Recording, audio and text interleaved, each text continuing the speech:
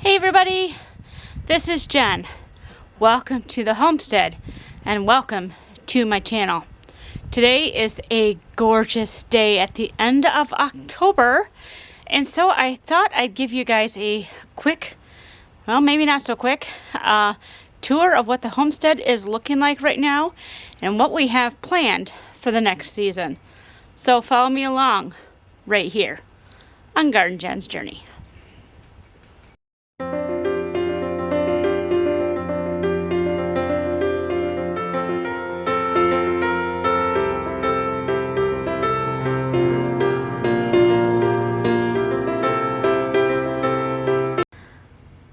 Alright, so here we are in the original garden space. Not looking like much except for a hot mess right now. But we got a lot of seed heads that are maturing, and I'm still harvesting some. But everything's starting to die back. But the birds are still loving all the different vegetation. There's a woodpecker up there. Up on that pole there. See if I can zoom in. Oh, he flew off. So yeah, so making this garden ecosystem, a miniature ecosystem on the homestead is really paying off after working it for about 7 years here. Because I've got a lot of tall tree kind of stuff, bushes. Even that dead pine tree still serves a purpose. That's why it's there. There's quite a few birds in that. And then my elderberry bushes and my willow tree. So yeah, even though things are looking kind of dreary and dead and dying, they still are serving a purpose. I just love watching the birds go back and forth. We have a chickadee that was in the sunflower here. We're going to move over into the greenhouse here, and I'll show you what I got going on in the greenhouse. It's kind of a mess because I quickly got things in before we got a lot of winds. We had some severe storms come through, so I threw everything that could be blown away in here. So it is a hot mess. But I will be probably getting it all cleaned up at probably a week or so. I'm not in a hurry.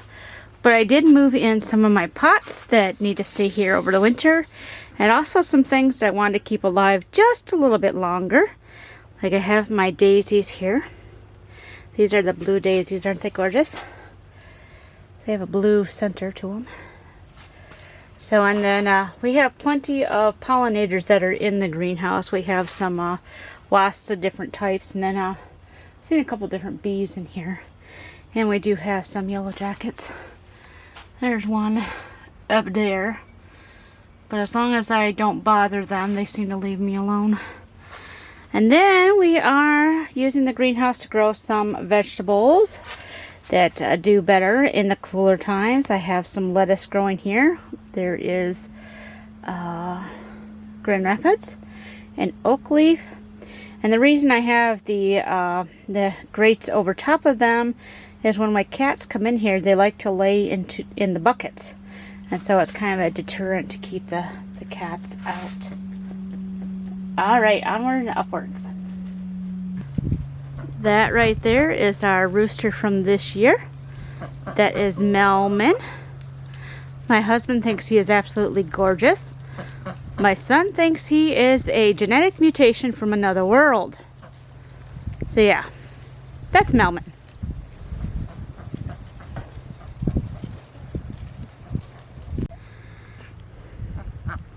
Alright, this is my container bed area, and I think the ducks are bedding down underneath the containers.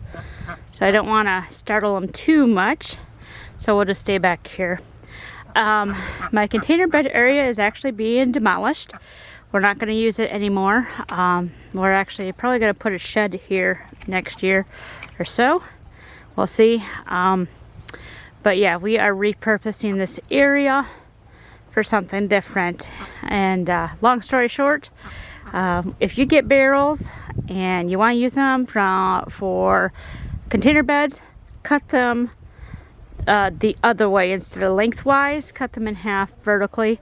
It's a lot easier to grow things instead of having to worry about them getting root bound, because a lot of your space in that container is very shallow.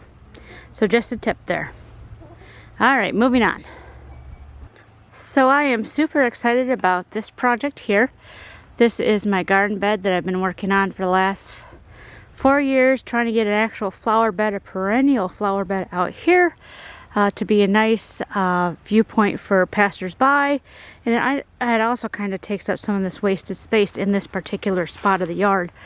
But one of the things we were dealing with, trying to keep this beautiful flower bed, is we free range our chickens. And so the chickens were doing what chickens do, and tilling up the ground, throwing the mulch everywhere, and actually killing some of the seedlings in the spring that we're trying to grow as the new plants came up for the year.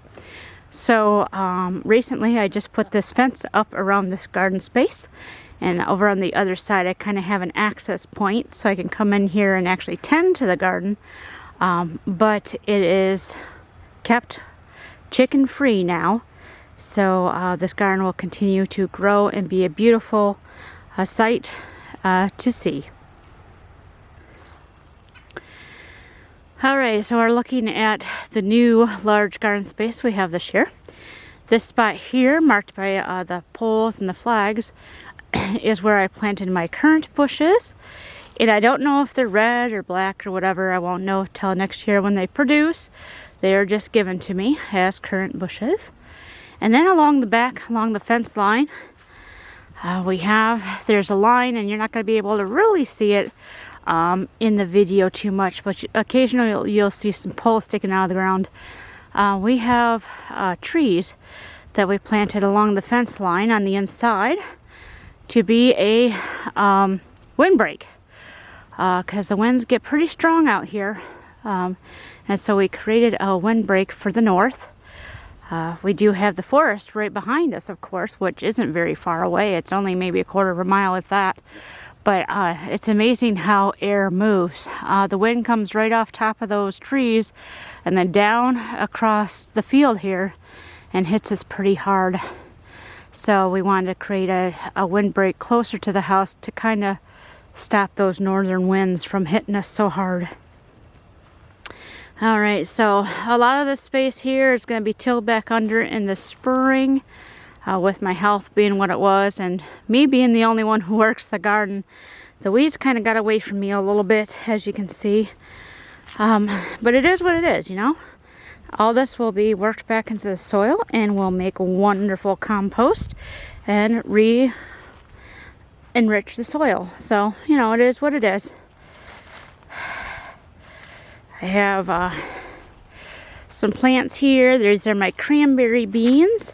I haven't harvested the pods yet, but looks like I probably can do that.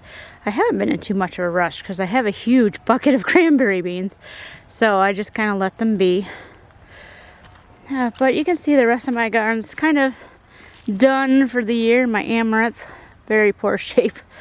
I do have some cold crops, but they really haven't done much. It just hasn't been the right weather for them, so they're still kind of small and puny and really haven't done too much. But again, it is what it is, right? And I have my perennial herbs. I'm really excited about this here. This was actually a surprise this year. I don't know if I told you guys this in earlier videos, but this plant right here, this is lemon bee balm. It's different than the other bee balm. You can see the difference in the flowers there. They're really, really cool. But this is also an annual. It's not a perennial. And so you either have to harvest the seeds or hope that it drops enough seeds to be self-seeding in order to get more plants this year. But this was actually in a seed bag that was labeled holy basil. So when I planted this, I was hoping to get quite a bit of holy basil, and there is some mixed there, some holy basil, but not much. I got a lot of lemon bee balm, which I was ecstatic about because I didn't have any more of those seeds. So to see these seeds, it was really, really cool. And you can bet that I did save seeds from this plant, and I will have them available in my seed shop. And then this corn as well, I've been very thankful about this. This is sweet corn that I grew this year. And what we didn't use, I let dry. That way I could harvest it and use for seed for next year. So I'm excited about that as well. And I'm excited that the raccoons haven't come in and destroyed my crop. So very, very excited because we do have coons in the area. So just showing that the Lord has protected the garden from those critters. So one of the things I do in my garden is I just let it be for the fall. I don't really, there's some plants that I pull out of the ground, but I just let them lay where they are. But I leave these plants, especially the taller ones, alone because birds and things perch in them and hide in them, and it gives them a place to be, especially over the winter. So I just let my tall plants be. And then in the spring, when things start waking up, then I'll start ripping out my tall plants. But for now, they provide a habitat for birds and other things. So right there is my Chicago hardy fig that we transplanted, and we'll see how that does next year. Now I had somebody ask about mulching, if mulching would help us get a harvest from our figs, because I had mentioned that we do get figs growing on the plant, but they don't mature in time for us to harvest them here. And I have mulched this plant ever since we started growing it. So mulching hasn't been an issue and things like that. I simply think it was a nutrient issue and it was just in the wrong spot. So we brought it out here to the pasture area where this has a lot of fertilizer in it because it's been a pasture that's been used for over a decade. So a lot of manure worked into this ground. So we'll see if that helps this fig. It's not mulched right now, but I do plan on putting some mulch down in a little while. I just wanted to let it be and let it get acclimated before I keep messing with it. So that's the story on the fig. I still do have some greenery and some purplery, if that's even a word. Love the purple. In my garden here, I do have, this is Gaillardia, and then my snapdragons. And I'm still harvesting some seeds. Not many, because it's just about done. It's had enough cold nights and stuff where the seed heads are pretty much done. So I'll see how much more I can harvest off these bad boys. I will definitely have these in my seed shop as well, which is really, really cool. And then I have some of my marigolds. I'm waiting to harvest these. I want to make sure that they're fully dry before I pull them off the plant. And then this area, see my ducks out there, they're going crazy. They just got startled by something. But anyways, this will be pulled back down. And we're probably going to use cattle panels next year instead of the Florida weave. For me, the Florida weave just is too laborious, and it's very hard for me to keep up with when my health goes up and down. Where a cattle panel, it's very easy to just put some Velcro strips around my plant and hook it to the cattle panel. So that's probably what we're going to use next year instead of the Florida weave. Now this whole line here in the back is going to be moved up about 5 feet. Where basically the Chicago fig is, so we can put a fence between the garden and the pasture fence that will keep the chickens out, keep the cows from eating my plants, but also give us enough room to be able to mow between the fence and the fence, if you know what I mean, to kind of keep ticks and stuff at bay, because we definitely don't need those coming into the property. So that's everything that's going on currently at the homestead and some of the updates we plan on doing for the next season. There's a lot going on, but not a lot in the garden. It's that time of year. So I'm going to try to do some more videos from in the house, but because my house is a smaller house, it's kind of hard to do that. It doesn't have the best lighting and things like that because it's an older farmhouse, and back then they didn't need that because they were out here. Who needs lights when you're outside all the time? But anyways, so I will try to shoot some videos indoors, some different things that I'm going to cook and things like that. So be looking for those additional videos that I'm going to be shooting throughout the winter that aren't quite gardening related, but they are homesteaded related. As I had been mentioning earlier, there are going to be various seeds in my seed shop. I have moved my seed shop to my own website. I was trying to do Square because Square is a very reputable company that I've worked with for years. But unfortunately, for using it as a website, it wasn't working.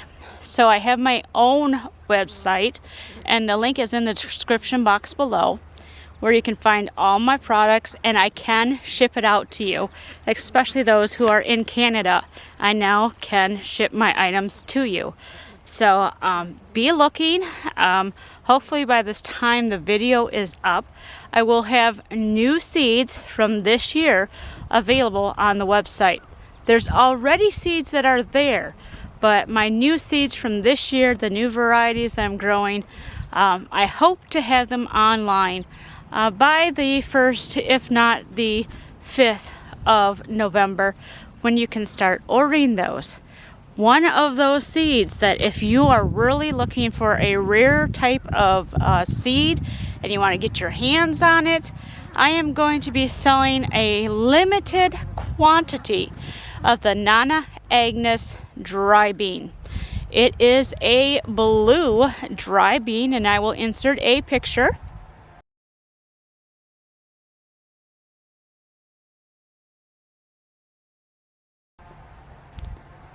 So that is the Nana Agnes dry bean. It's originally from a little village over in Italy, and it's named after Grandma Agnes. It was her favorite bean to grow.